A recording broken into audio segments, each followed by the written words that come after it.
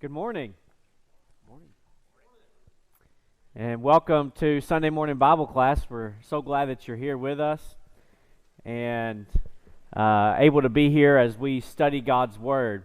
Caleb and I are back together again after him taking off and leaving me last week. But I know he had a good trip, and we're thankful to be able to do this again. This is something that's kind of new for us and kind of not. We did this a lot when we were shut down because of COVID. But never done this in front of a crowd like this before, especially where you're able to give comments or ask questions as well. So we're excited to continue this and continue our study of major lessons from minor New Testament characters. So we've went through the different lessons, and I'm not getting anything out of the clicker. Okay, here we go. And we've already discussed Andrew and Anna. And today we'll be discussing Malchus, and we're going to look at lessons from Malchus and his interaction with Jesus in the garden, and Peter as well. And there's a lot of information there that we're going to look at, but we're going to continue that. And our schedule, you can see, goes on. We'll hit some different of these minor characters. We show them every week. Minor characters in the New Testament, major lessons we're going to learn from them. But let's start off. We're going to start off this week with a quiz.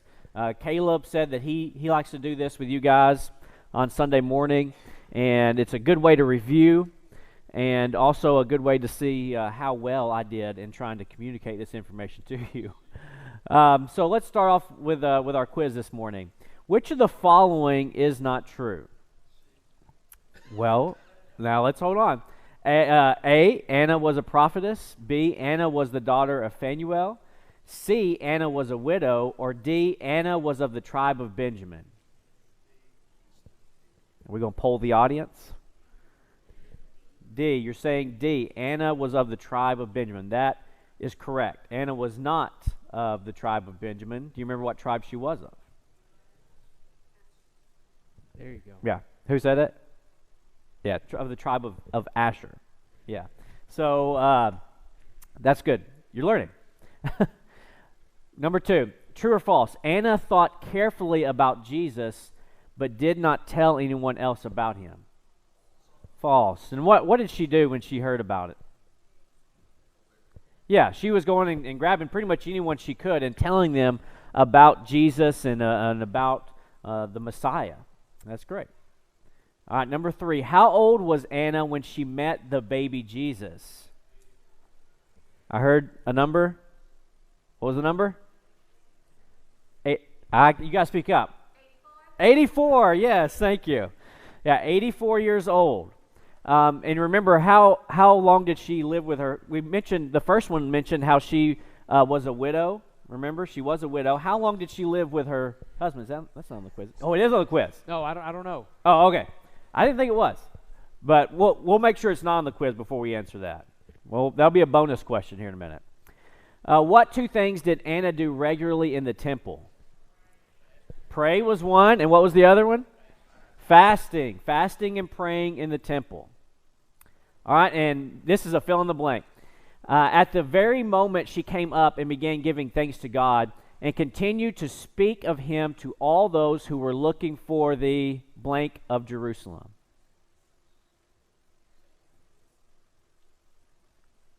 You remember? Huh? I can't hear what you're saying. The horn? No, it wasn't the horn. Huh? Redemption. Yes, they were looking for the redemption of Jerusalem. Remember we talked about that? How they would be looking for Israel to be delivered, especially from Roman oppression and others, and fulfilling this messianic prophecies about Jesus and how the Messiah would deliver Jerusalem. He would redeem them. And so, yes, looking for the redemption of Jerusalem. And I think that was the last one, but what's the bonus?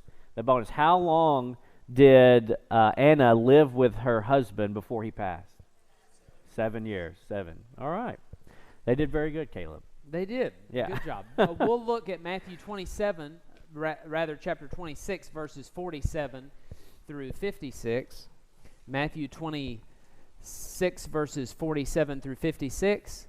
And then you'll see the other accounts in Mark and Luke. And then we have another note about Malchus in John 18, 10 and 11, which we'll notice, which is not the account of his ear being cut off, but is a reference of him. And so we'll read Matthew's account and just note some facts from the others, and then we'll make a few remarks about that. Matthew 26. While he was still speaking, Judas came, one of the 12, and with him a great crowd, with swords and clubs, from the chief priests and the elders of the people. Now the betrayer had given them a sign, saying, "The one I will kiss is the man. Seize him." And he came up to Jesus at once and said, "Greetings, Rabbi," and he kissed him. Jesus said to him, "Friend, do what you came to do." Then they came up and laid hands on Jesus and seized him. And behold, one of those who were with Jesus stretched out his hand and drew his sword and struck the servant of the high priest and cut off his ear.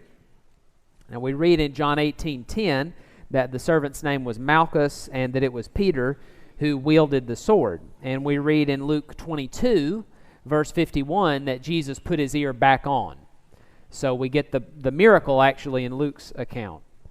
Then Jesus said to him, "Put your sword back into its place, for all who take the sword will perish by the sword. Do you think that I cannot appeal to my Father, and he will at once send me more than 12 legions of angels?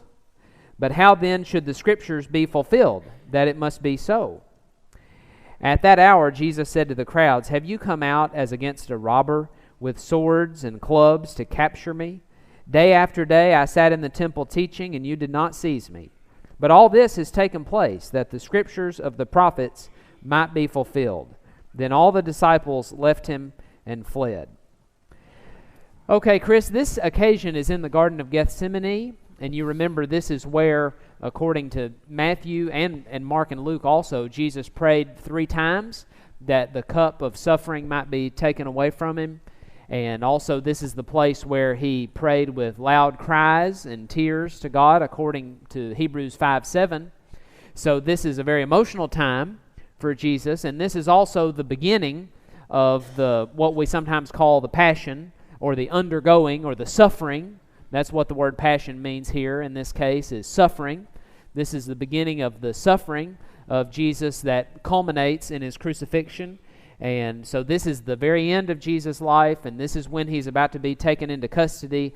And as this happens, one of Jesus' disciples cuts off the servant of the high priest's ear, and Jesus replaces it, showing that Jesus was not trying to have a military coup, that Jesus was not trying to go out and fight a physical battle, but rather that his kingdom was spiritual, and also that even in death, even in capture, he was benevolent toward the people who were doing all of these nasty things to him. The people who were mistreating him were the very ones he was wanting to help. And also he provides great evidence of his divinity in this case to one who would be in the court of the high priest, Malchus, who would take this report of his own ear being put back on to the person who was involved in leading the accusations against Jesus. So it's fascinating here to think about a person. We don't read words from his lips in the text, but here's a person who stands between the loving Lord and the hateful high priest and is helped by Jesus, but is not helped at all by his boss, the high priest. He's being led in darkness by the high priest, and yet Jesus is showing him the light, even in this hour when darkness is having its we might say its heyday, or its finest moment, or the moment when it is able to exercise its desires to the fullest. Jesus is showing another way, an opposite direction. Yeah, and thinking, like you said, about the background and that's happening with all of this, that Hebrews 5:7 does talk about how Jesus was crying out with loud cries and tears in the garden. And what were the other disciples? What were the disciples doing? They were sleeping, weren't they? And you just think of all that's going on here. Don't you think that Jesus was exhausted too?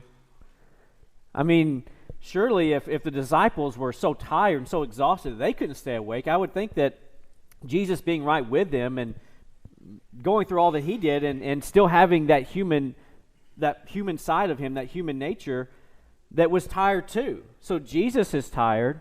He's in deep sorrow already, knowing what's going to happen and crying out to the Lord. It's as he said, a very emotional time for this. And do we make our best decisions when we're tired and emotional? Are we very considerate? Are we very considerate of other people when we're tired and emotional? No, that's the opportunity for us to do kind of what Peter did. We pull out our sword, don't we? When I'm tired and cranky and emotional or whatever it may be, I'm ready to pull out my sword and defend myself and pull out my sword and make sure that I'm going to get my way. And then as Caleb said, and Jesus in all this, showing his benevolence, his love, it's, we learn a lot from this, maybe not so much from Malchus in this, but this lesson surrounding Malchus. Mm-hmm. And as Caleb said, it's interesting because he doesn't say a word. We don't have any, he might have said something, especially said, ow, or, that hurt, why would you cut off my ear? But we don't have anything recorded for us for him saying something. So learning this great lesson, and we actually learn a lot about the people around Malchus in this, and even mentioning the high priest and how the high priest in his position should have been leading people to the truth, but in this situation was leading people into darkness. And when we think about the disciples who showed often that they were capable of misunderstanding Jesus' mission, such as Peter, who even back in verse 35 of our chapter said, even if I must die with you, I will not deny you. And saying back in chapter 16:22, far be it from you, Lord, this shall never happen to you. And back in chapter 17, saying at the Transfiguration, let's build 3 tabernacles, one for you and one for Moses and Elijah. So there was some misunderstanding on the part of the disciples, and that's shown here where Peter responds to the swords and the clubs that are coming from this mob of the Roman cohort and the Jewish temple guard who are coming to arrest Jesus. Here's this crowd with swords and clubs, and Peter says, this must be the time when we start the revolution. And yet that wasn't the mission at all. And Jesus clarifies that in John 18:33, which he had done before. But in John 18:33, he says that my kingdom is not of this world. If it were of this world, my servants would fight. And suppose they had heard that Jesus' servants didn't put up a fight. Don't you think that would have been a question on the part of the people who had sent the mob to go catch Jesus and his disciples? Did they put up any fight? Did Jesus try to work a miracle? We've heard he's a miracle worker. In fact, they knew. Many of them knew. They were aware that he had done these miracles. Did he try to do some kind of miracle to hurt people? To hurt the soldier? No, he did a miracle to actually restore somebody's ear. He played doctor on us. He fixed somebody's problem. He didn't bring about any suffering. He did the opposite.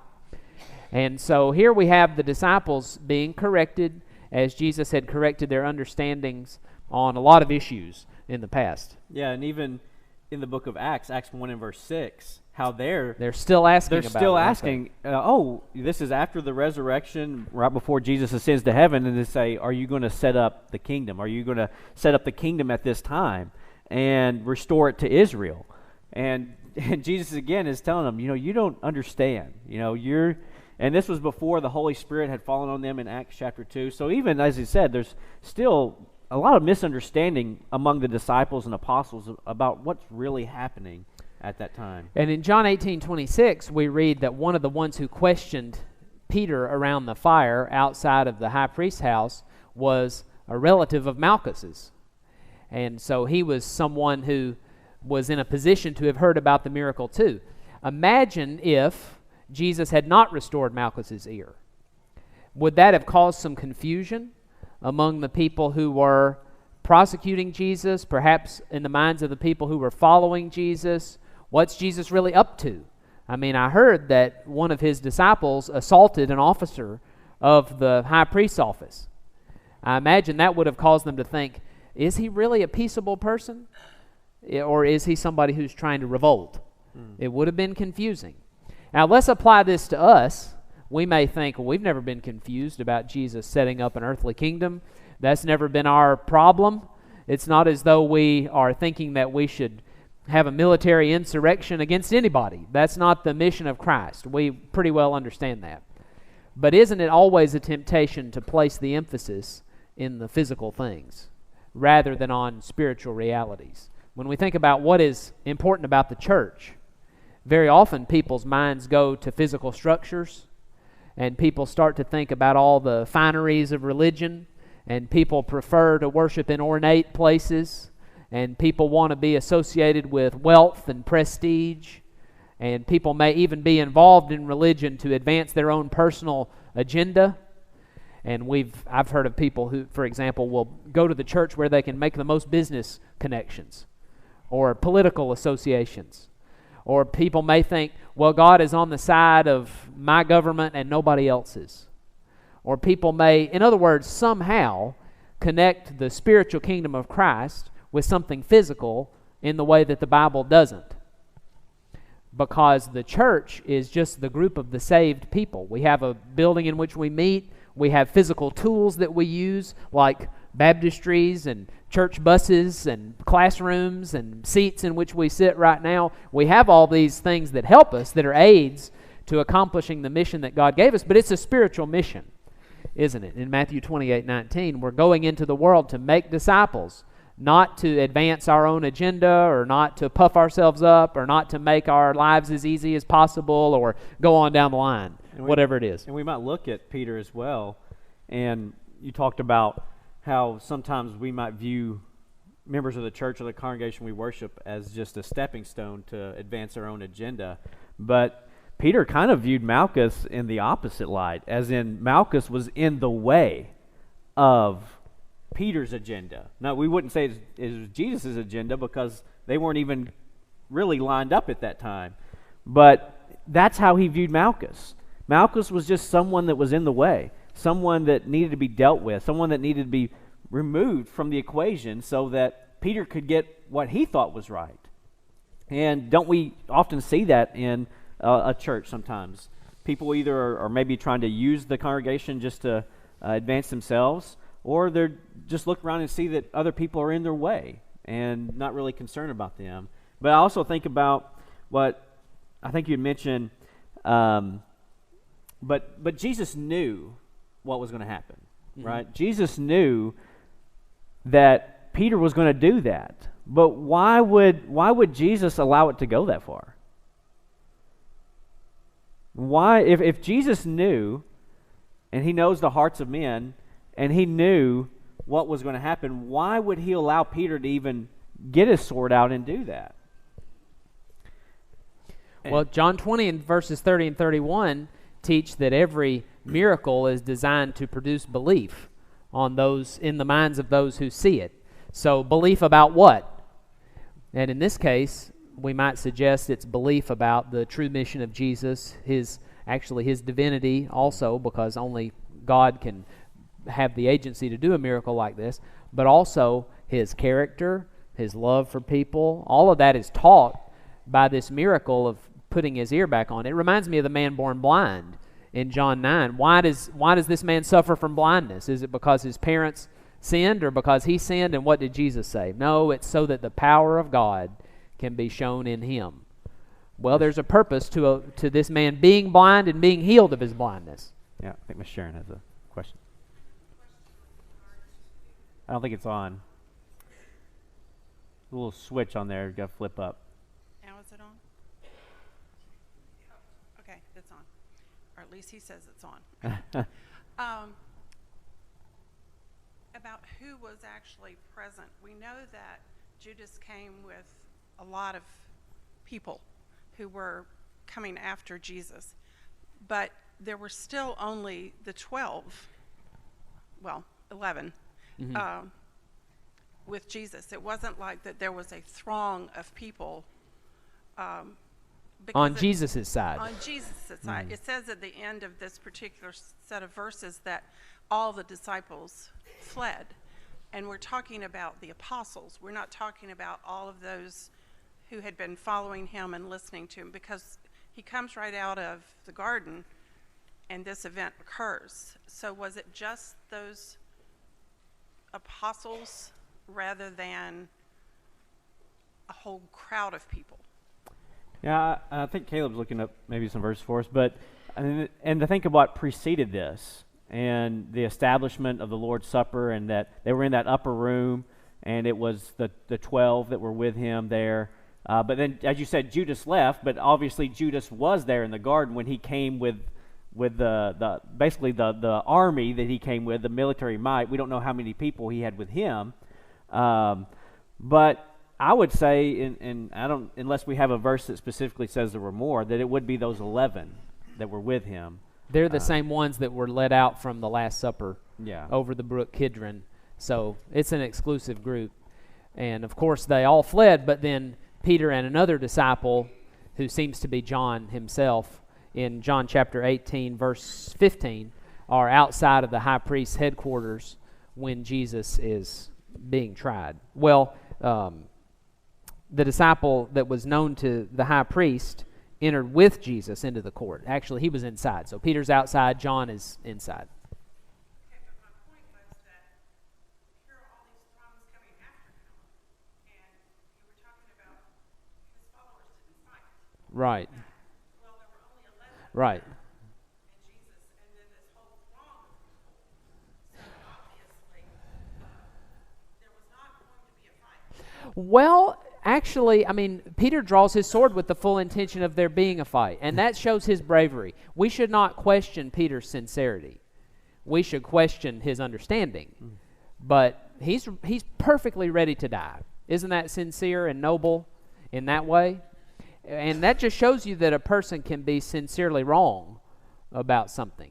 And that reminds me of Romans 10:2, where Paul says that the Jews of his day had a zeal for God, but not according to what?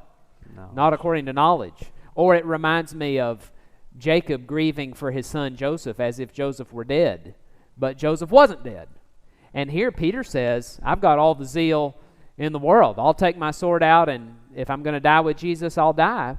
But it was just not the right thing to do. And it's interesting that he went from when he had his sword pulled, he was very courageous. But then the moment he had to put it up and he was on his own, he denied the Lord 3 times.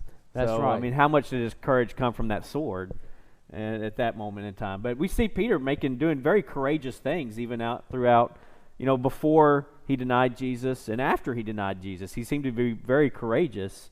But even the most courageous people can have times where they're afraid and times when they're fearful. And that's certainly what Peter experienced there. But if you think about why Jesus allowed this to happen too, and you talked about the church is not one that takes up physical battles, but and why Jesus would allow this to happen. Couldn't it also be that Jesus allowed this to happen and allowed the healing to show definitely that that's not what his kingdom is about? If none of these events happen, maybe people look at the silence of the scriptures and they think, well, we just don't know because there wasn't ever a situation where they pulled swords and started to fight. And maybe that's what we should be doing. But I think Jesus definitively here shows that that is not what his kingdom is to be about. And that's not what what he was wanting and what his agenda was. Steve, I think. Along those same lines, I'm thinking Sermon on the Mount. Jesus said, love your enemies. One strikes you on the face, turn your face. And I think he was making some application to those very things that he had talked about.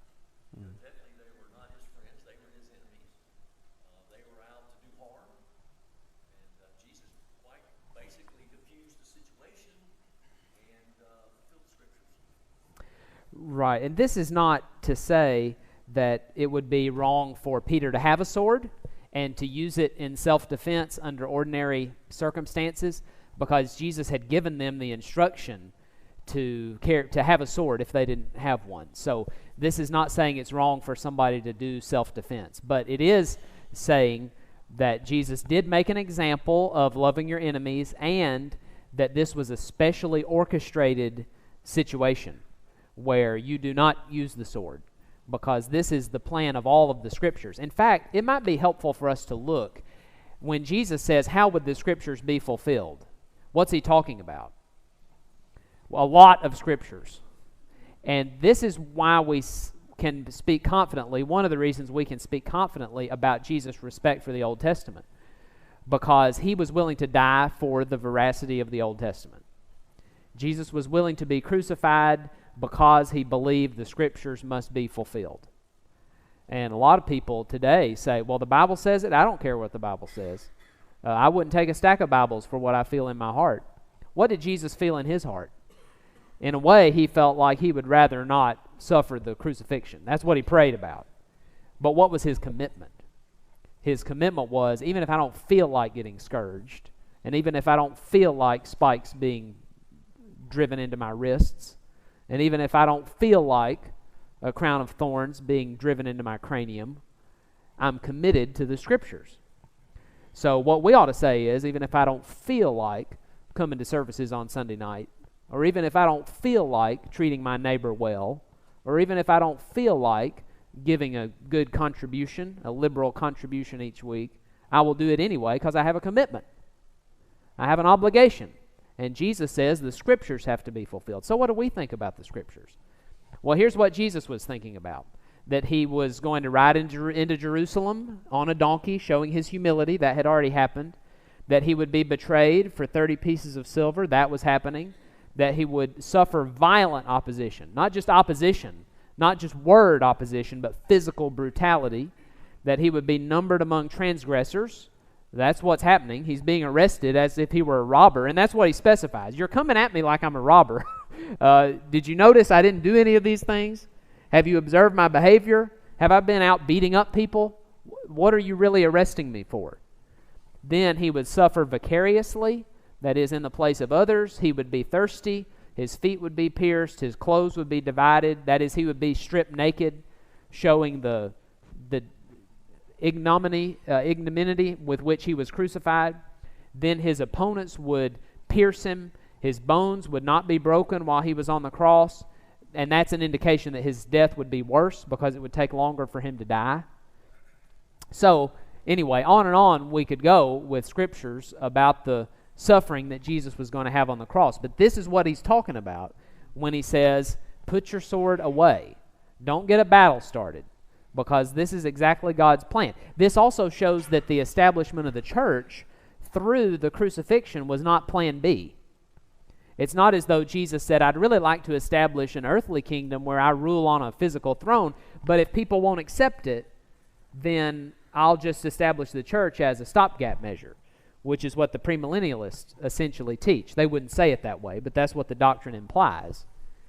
But what Jesus says is, even if I had an option, which he did in John 6, when people tried to make him a king, and he refused it. Here people are saying, we'll take up the sword and fight for you, make it a crusade, and Jesus says, no, put your sword away. You'll die by the sword if you pull the sword out, showing the church was the plan all along.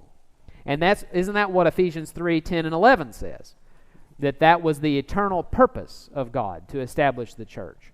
So all of this about Jesus fulfilling the Scriptures to establish the church by dying all culminates, in a way, in this moment when there's an opportunity for a physical battle. And Jesus says no. Okay. And what we can go. We'll go to Jim first. Regarding what Peter did, I've often thought, well, how in the world did he just get his ear? He would have to be coming straight down toward the shoulder, and to lop off the ear, then it would hit the shoulder, but it says it got his ear. So it seems to me like that the servant was dodging getting his head cut off, and he turned it to one side, and the ear was the result. Just a thought. Yeah, it's hard to imagine that Peter was so precise with his sword that he could just get the ear, and that's what he was aiming for. You're right. It's very likely he was going for the head, Yep. and just came away with the ear. But isn't it amazing? You think of Peter's courage, and he did have great courage there. And, Jesus never rebukes him for his courage. Even in Luke 22, I think in verse 26, he tells him to bring a sword with him. And so it's not that he is mad that Peter has a sword, but it's in the way that he uses it. And, that may speak to us today, even when it comes to self-defense or something like that. We need to be careful anyways in how we defend ourselves and what we're trying to do. But think of what Jesus accomplished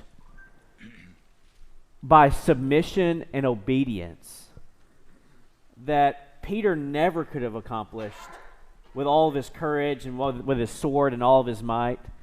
And you think of all the, and this doesn't necessarily apply to Peter, but you think of all the great warriors in Israel's time span. You think of people maybe like Samson or even David. And I don't know, there's a whole host of, and David had his own mighty men of battle that went along with him, and all these great warriors that Israel had, but they were never able to accomplish what Jesus was accomplished. They never were able to set up a kingdom that would spread throughout the entire world like Jesus was able to do. And how did he do it? He did it through sacrifice. He did it through submission. He did it through obedience. And he became the author of salvation to all that obey him. And now he looks at his church and he says, follow my example. He says it's not going to happen by force. It's not going to happen by coercion. It's going to happen through sacrifice and service and submission to the church, but also out in the world. And so we think about going out and accomplishing great things. Well, let's follow Jesus' pattern. Let's follow his example of loving others, of trying to bring comfort to those who are in pain, even when they are our enemies, because ultimately that was part of it. He brought comfort and relief and healing to his very enemy, one of the people that were coming to take him and crucify him and put him to death, and he shows that kind of compassion towards Malchus and taught all of his disciples and even us a wonderful lesson about that. I thought I would point out Luke 22:51, where after Peter chopped off Malchus's ear, Jesus said, "No more of this." And that Greek phrase could be translated, "permit even this." It's either permit even this or no more of this. So the question is, what would Jesus mean? In either case, you can make sense of it. It may be that Jesus is saying to Malchus, permit this. In other words, permit me to put your ear back on. Because it would be a question as to whether Malchus would let Jesus touch him. Because after all, it was Jesus' disciple who just chopped his ear off. So if Jesus is reaching for the side of Malchus's head, does Jesus want to break his neck? What does Jesus want to do? There's a question. So maybe Jesus is looking at Malchus and saying, permit me to do this. On the other hand, if he's saying no more of this, then I guess you can readily see what Jesus is saying in that case. He's telling the disciples, no more of this fighting. Either way, the outcome is that Jesus has given Malchus powerful motivation to live for Christ.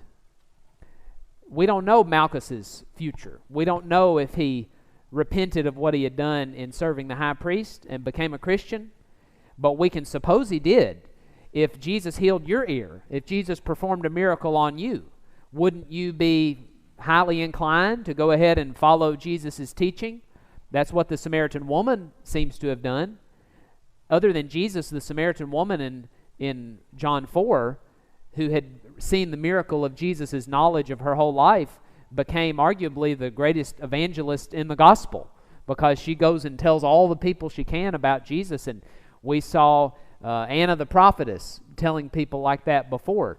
Or we might see the man who was born blind in John 9 telling people, this man healed me. You be the judge about who he is, leading people to believe in Jesus. So I suppose we can think of Malchus having this motivation. And so the kindest thing, really, that Jesus could do for Malchus was what was implied by putting the ear back on. Not just fixing his ear, but what did that lead Malchus to do? Is it possible that Malchus is in heaven now because he saw the import of what Jesus did in fixing his ear? And then that leads me to say about us, isn't the kindest thing that Jesus could do for us to give us motivation not to sin? After sacrificing himself for us, what's the next best thing Jesus could do for us? And that would be to give us the motivation to be faithful. And has he done that as well? Well, Hebrews 12:1-2 says, look to Jesus, the author and finisher of our faith, who for the joy that was set before him, went through all this suffering for us. So look to Jesus. There's your example. Or what about in Acts 9, where Saul is on the road to Damascus, and Jesus says, it's hard for you to what?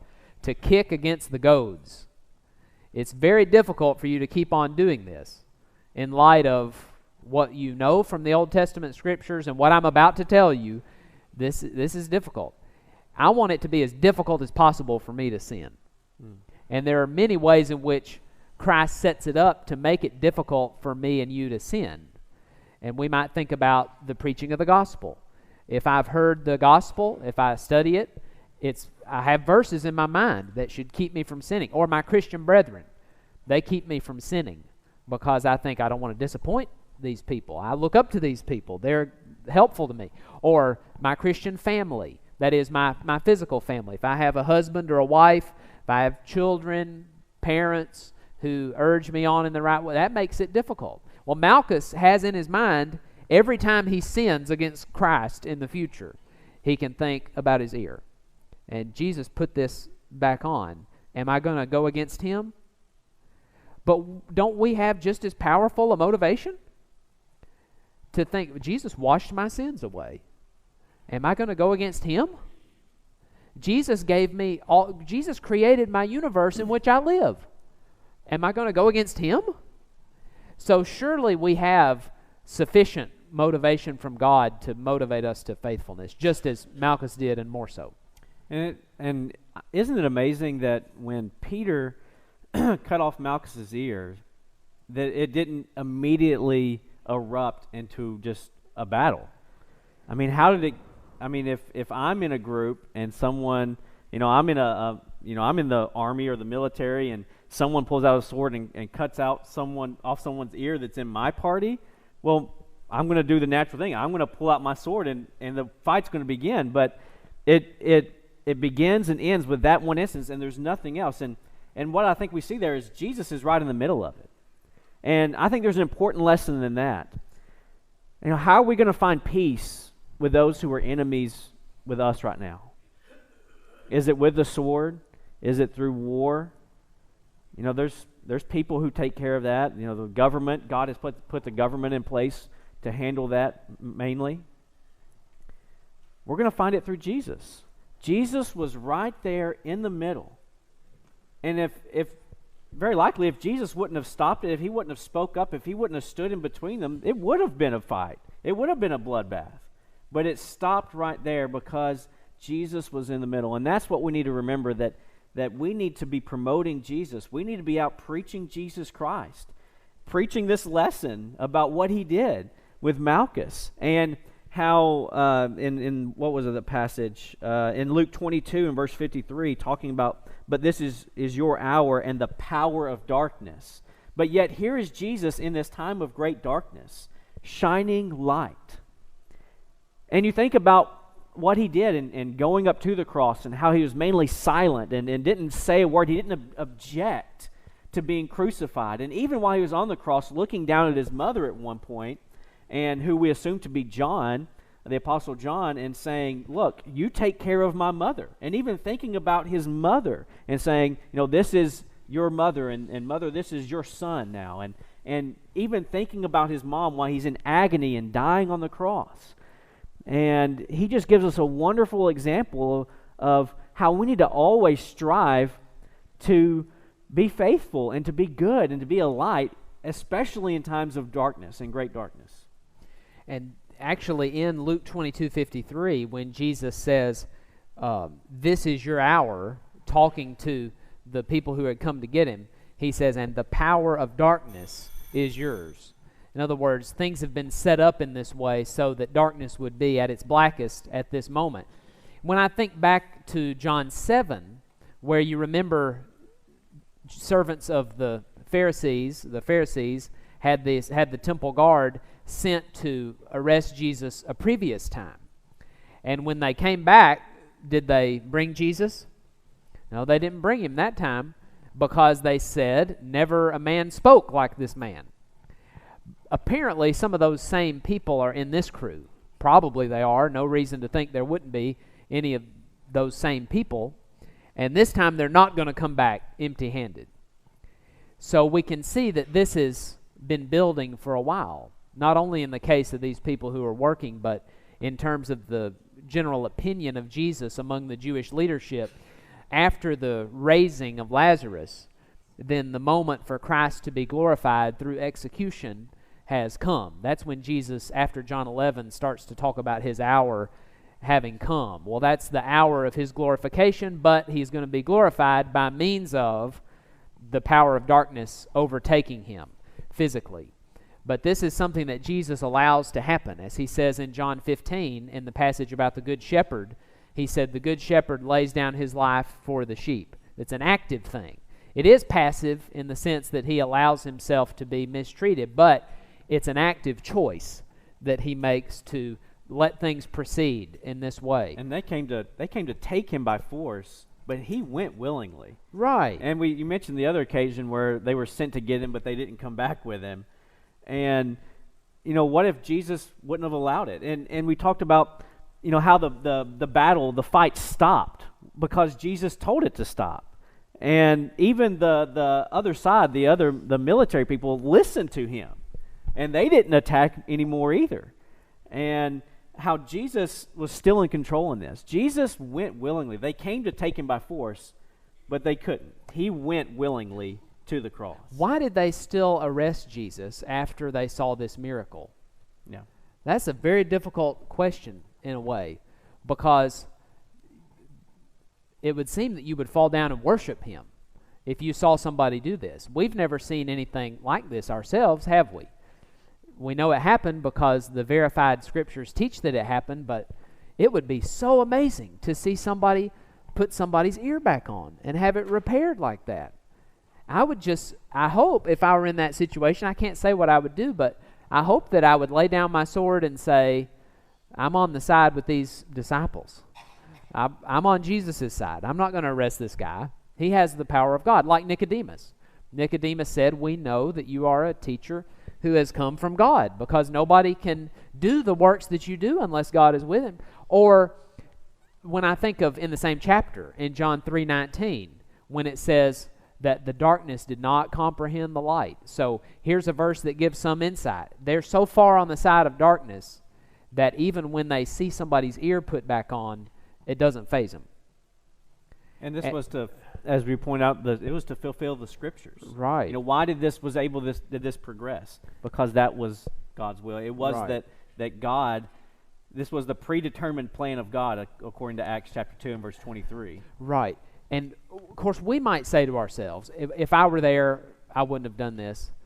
But how many people have so much evidence for the divinity of Jesus today and yet refuse to serve him? I mean, the scriptures provide a much more complete account of Jesus' miracle working than these people saw in person in the garden.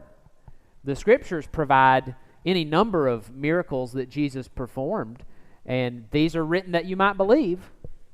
And yet people deny the miracles, or they ignore the miracles, when we find, especially with the resurrection, that it's the best attested event of antiquity.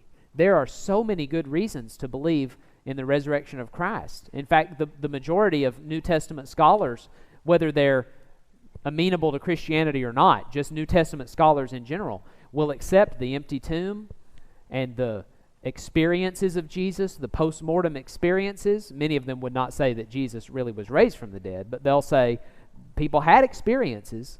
They'll acknowledge the rapid growth of the early church. They'll acknowledge the conversion of the apostle Paul when he was Saul and he was persecuting the church. They will acknowledge all of these facts, the rapid transformation of Jews into Christians. And the only explanation for all of that is that the resurrection really happened, making it the best attested fact of ancient history. And yet, so many people deny that the resurrection happened. It's on the order of seeing that Jesus put Malchus's ear on and saying, I don't really think anybody just put his ear on. Because the testimony and the evidence for the resurrection is so strong. And if listen carefully to this, if we have good reason to believe in the resurrection, then we can help ourselves to all the other miracles.